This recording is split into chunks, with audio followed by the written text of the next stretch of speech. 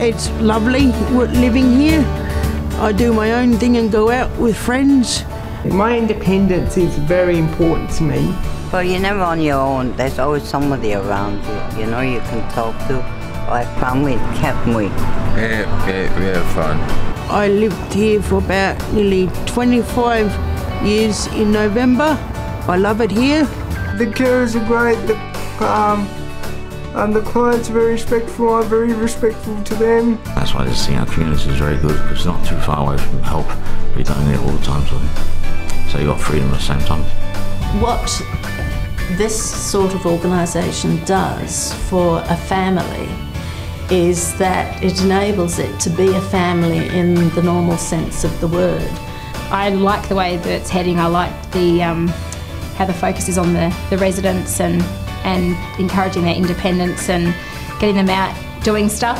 Like this one, going to the gym now. Yeah, she's more like a friend, a friendship. I like her.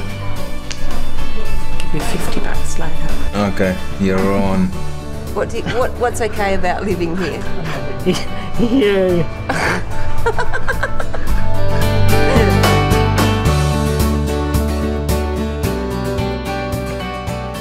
My name is Jules and I've been a resident with CLD for 25 years. I moved here when I was 18 and haven't moved since. And I'm Frances Brown, Jules' mother, and we started, well, Julie calls it CLD, but we've now had a name change, and that's Disability Living Incorporated. Well, Disability Living, which is the name that's just been adopted recently from Community Living for the Disabled, is a body that's designed to help people. We aim to provide 24-hour-a-day support, which includes accommodation and support to have our residents live as normal a life as their disability will allow. I knew Frances had a very young daughter who had been at that time at Regency Park, and that she had grown too old to stay there. There was a group of families, their children were coming through the system, they were 15, 16. It was in the 80s when there was a huge movement in the sector to try and get people into the community, so out of institutional care. There were many parents whose children were in the same situation, and therefore we got together and formed the committee, which was subsequently the association. The government luckily came up with the money, the Housing Trust got involved, gave them the house at Payneham South, and it became their home. And it's been their home for 25 years. Well, this is the first of our houses, and of course 25 years seems a long time ago, but it's really, my memory of those days is quite vivid. We had Jules, who you've met, Kelly, who came at the same time, David Weir, Tracy and Kerry, and she started at Payneham South and now lives independently in a unit over at Campbelltown, so she's actually progressed to more independent living.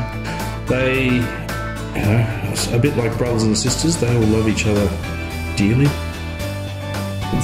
So when I came here, I wouldn't even go outside the front gate. I was terrified.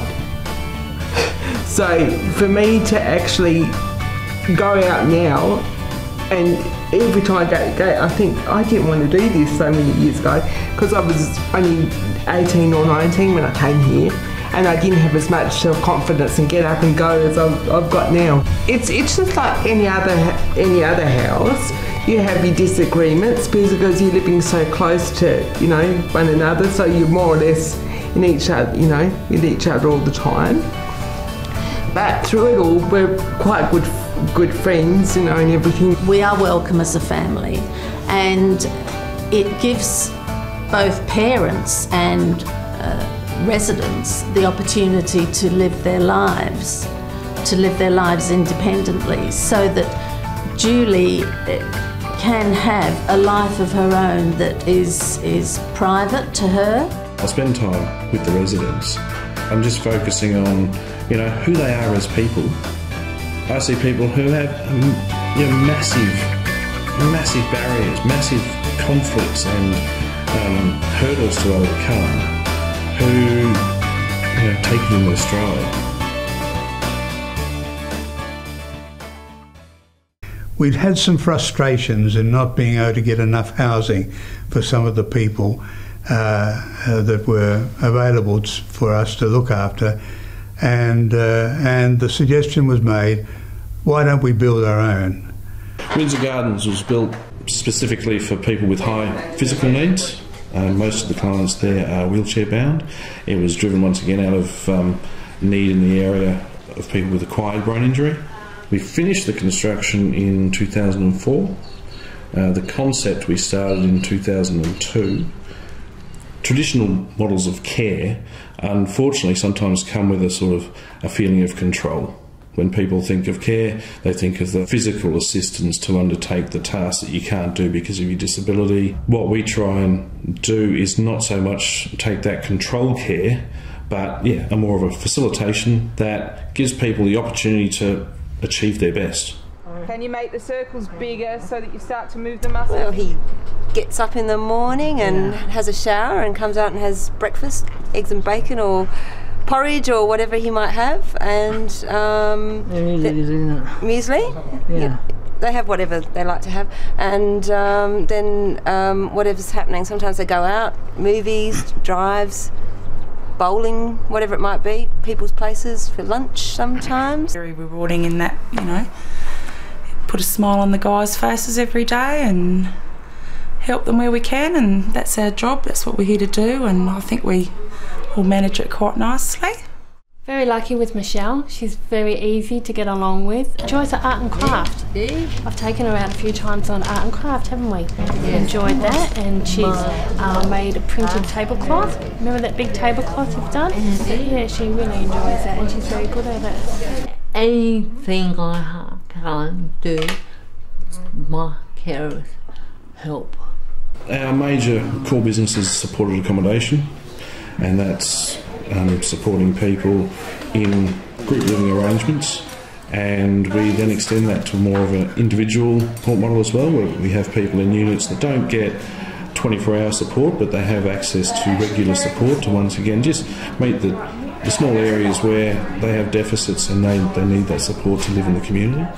I'll say, good day, my name's Clive Hilton. I've been in this nice house for 3 years now.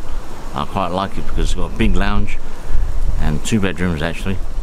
This has got my freedom. I go to the shops by myself and I like it. I even get to the library too. And here's the kitchen and the stove and everything. I got electric everything. And this is a gas the bigger stove. list who are inappropriately housed, we want those people, but we will need some help.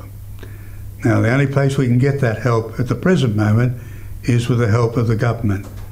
But if we can find ways of supporting it with other help in the form of sponsors, patrons and so on, we will go for that as well. All of these people with disabilities can achieve more than we believe and can achieve more than they believe. Right? If they're given the choice and the support they need.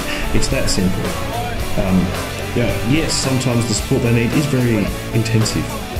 And it's expensive. It's just like any other help. Right, do we have to say, no, you can't achieve that because we don't have the time or we don't have the resources.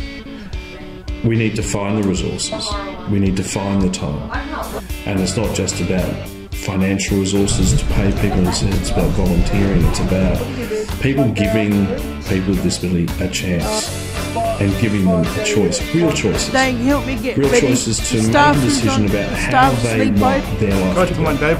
Not how a paid professional wants their life to be, but how they want their life to be, and that choice and that control to stand up and go, I can do it, and there's a lot I can do if I'm empowered to do that. So until we can actually have systems set up to give people genuine choice, then no longer are they someone with a disability.